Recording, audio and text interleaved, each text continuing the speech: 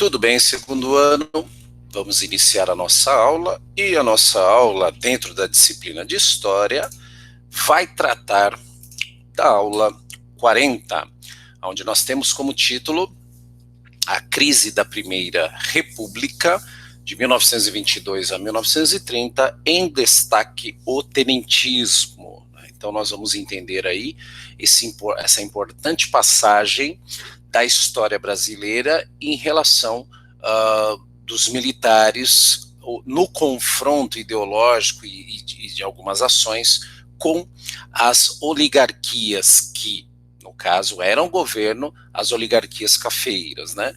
Então vamos entender essas tensões e o que está sendo colocado em jogo neste período que o Brasil ele já é um país republicano, né? Porque nós estamos aí de 22, portanto, 8 anos aí tensos em relação à Primeira República e as crises, né, que essa Primeira República ela começa a ter dentro dessa perspectiva.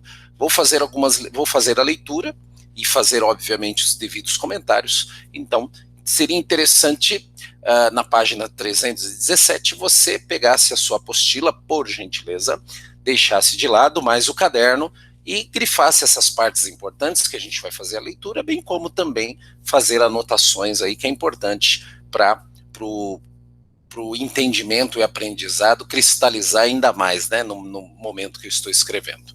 Vamos juntos então. Ele diz assim, só vou subir aqui um pouquinho para ficar num tamanho bacana aqui, e vamos lá. As relações entre, eu dá até para aumentar mais um pouquinho aqui, vou aumentar para nós, aproveitar aqui, aí aumenta um pouquinho, fica melhor para vocês que estão visualizando. Então ele diz assim, as relações entre militares e as oligarquias cafeeiras sempre foram marcadas por tensões, principalmente após a proclamação da República de 1889. Vamos deixar claro aqui uma coisa importante para vocês, que os militares, enquanto governo, tinham um projeto industrializador, tinham um projeto de modernização dessas atividades, tudo bem? Já os cafeicultores formaram uma oligarquia que tinham como projeto, enquanto governo, a não industrialização e a manutenção da exportação dos seus produtos, obviamente, e a troca de produtos industrializados. Então, notem que as tensões, elas já existiam já na questão antagonista de projetos políticos. Tá? Isso é bom já deixar claro, porque já desde da própria proclamação da República, que foi feita por militares, já existia certas discordâncias em relação ao projeto político brasileiro. Tudo bem? Só para ficar claro isso. Vamos continuar aqui. A tentativa de assassinato de Prudente de Moraes e a campanha civilista de 1910 e as políticas de salvações no governo de Hermes da Fonseca são alguns exemplos dessas tensões. Dentro das escolas militares, as divergências políticas e ideológicas entre membros da oficialidade do exército e as oligarquias deram origem ao movimento tenentista. Então, o movimento tenentista, que é o que nós vamos estudar hoje, nasce de todas essas questões que não tinham sido resolvidas, e questões tensas, né, haja vista pelo grau que foi colocado nesse parágrafo. Vamos entender, então, qual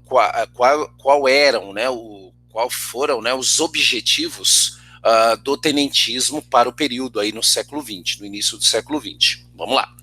O tenentismo, normalmente associado à insatisfação das classes médias urbanas, defendia bandeiras como o voto secreto, o fim do poder oligárquico, a centralização política e as reformas no ensino e um conjunto vasto de propostas econômicas de cunho nacionalista, que na verdade volta ao projeto que eu tinha explicado para vocês quando o Brasil se torna república, né? Então os militares já tinham um projeto muito claro, e esse projeto não era de interesse das oligarquias, por isso essas tensões. Vamos lá, então.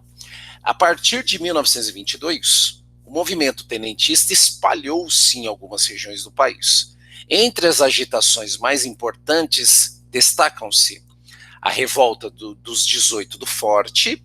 Esse movimento ele foi organizado por jovens militares insatisfeitos com a vitória de Arthur Bernardes, candidato das oligarquias de São Paulo e Minas Gerais, nas eleições presidenciais. Eles tomaram o Forte de Copacabana, no Rio de Janeiro, com o objetivo de impedir a posse do novo presidente, mas fracassaram. O segundo, a Revolta Gaúcha, em 23. Notem que são revoltas sucessivas, né? Pode ver que elas têm praticamente, não tem diferença, porque termina um, já começa a outra, né? Só para vocês entenderem que foi um período de crise da República por conta disso, né? A Revolta Gaúcha caracterizou-se pela revolta de um grupo de tenentes que tentou tomar o palácio do governo estadual devido à reeleição do governador Borges de Medeiros, que estavam indo para o seu 5º mandato. O movimento terminou com um acordo que proibiu a reeleição após o fim do mandato de Borges de Medeiros. Então lá a revolta obteve sucesso, né? Porque naquele estado houve o fim dessa reeleição. A Revolta Paulista, um ano depois, 1924, foi um movimento organizado por militares em São Paulo que tomaram o palácio do governador e reivindicaram a deposição imediata do presidente Arthur Bernardes. A capital do estado, mais importante da República, foi controlada pelos rebeldes por alguns dias, mas logo foi libertada pelas tropas do governo federal, né? E a coluna Prestes, essa demorou, ela ficou 2 anos, né, nessa ação. Vamos entender então qual foi. O movimento era composto por rebeldes oriundos das revoltas gaúcha e paulista, que marcharam por diversas regiões do Nordeste, do Norte e do Centro-Oeste do país, sob a liderança de Luiz Carlos Prestes, por isso o nome Coluna Prestes, né, com o objetivo de difundir os ideais do tenentismo. Então, a ideia era, do ponto de vista estratégico, do ponto de vista cartográfico, né, era ir em todas as regiões do Brasil, tentar transpor, tentar incitar os valores, dizendo para as outras regiões que era importante, haja vista que o governo oligárquico só beneficiava 2 estados, né? o São Paulo e Minas Gerais, e o próprio Rio de Janeiro, que era a sede do governo. Então, os outros estados ficavam à margem desse tipo de governo, desse projeto político. Inteligentemente, os tenentes, então, a coluna Prestes tentou divulgar e mostrar seus ideais para as outras regiões do Brasil, né? Por isso que houve essa marcha, né? E aí ele termina dizendo aqui: devido às instabilidades provocadas pelas manifestações dos tenentes, diversas medidas autoritárias foram tomadas pelo governo de Arthur Bernardes, como a decretação do estado de sítio, o controle da imprensa e a prisão de opositores. Ou seja, de todas essas aqui, guardadas as suas importâncias, é claro, mas a que teve maior representação ao passo do presidente tomar essas medidas foi a coluna Prestes, né? E também por 2 motivos. O primeiro, pelo seu tempo de duração, né? 2 anos. O segundo, na verdade, eu vou até pôr mais um, vou pôr 3. O segundo, por conta que parte desses tenentes já vinham, né? Já vinham daquelas outras revoltas, né? Ou seja, mais estruturados, mais experientes aí no processo, né?